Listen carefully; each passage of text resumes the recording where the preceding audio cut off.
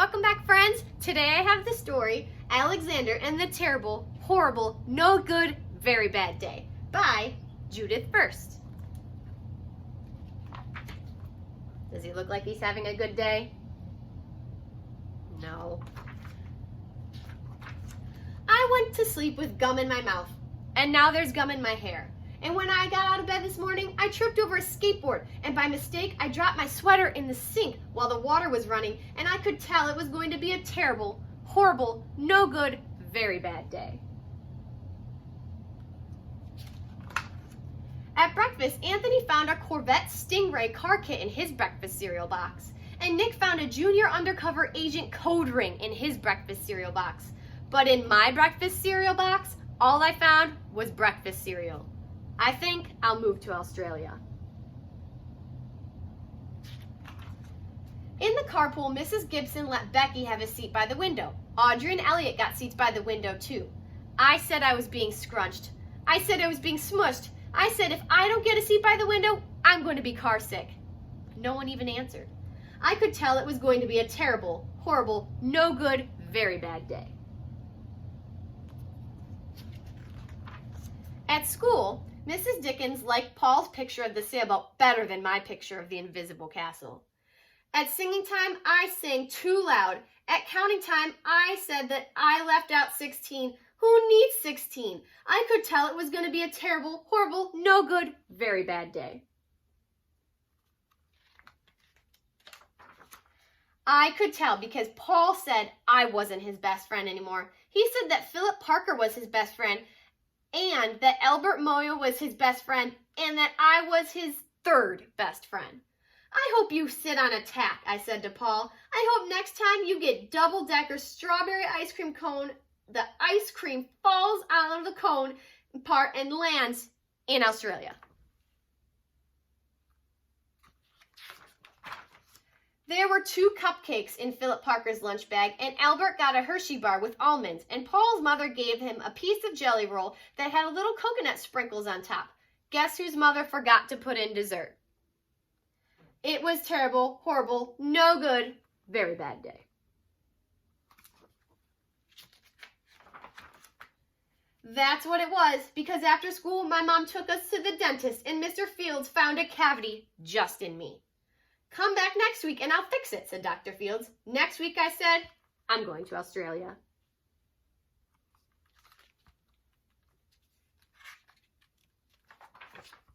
On the way downstairs, the elevator door closed on my foot, and while we were waiting for my mom to get out of the car, Anthony made me fall where it was muddy, and then I started crying because of the mud. Nick said that I was crabby, and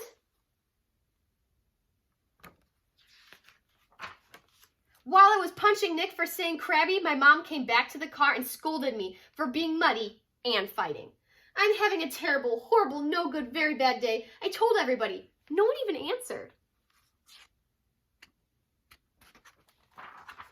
So then we went to the shoe store and bought some sneakers. Anthony chose white ones with blue stripes. Nick chose red ones with white stripes. I chose blue ones with red stripes. But then the shoe man said, we're all sold out. They made me buy plain old white ones, but they can't make me wear them. When we picked up my dad at his office, he said I couldn't play with his copy machine, but I forgot.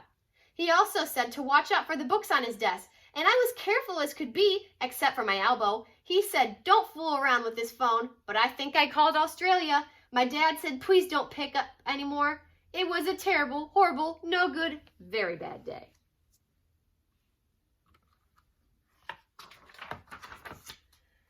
There were lima beans for dinner, and I hate lima beans.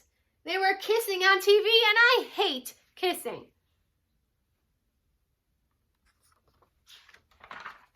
My bath was too hot. I got soap in my eyes. My marble went down the drain, and I had to wear my railroad train pajamas.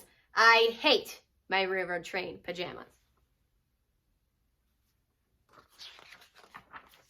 When I went to bed, Nick took back the pillow he said that I could keep, and the Mickey Mouse nightlight burned out, and I bit my tongue.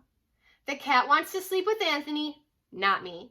It's been a terrible, horrible, no good, very bad day. My mom says that some days are like that. Do you have some of those days sometimes? I know I do.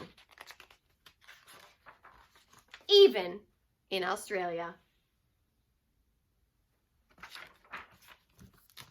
The end. So do you sometimes have a really bad day?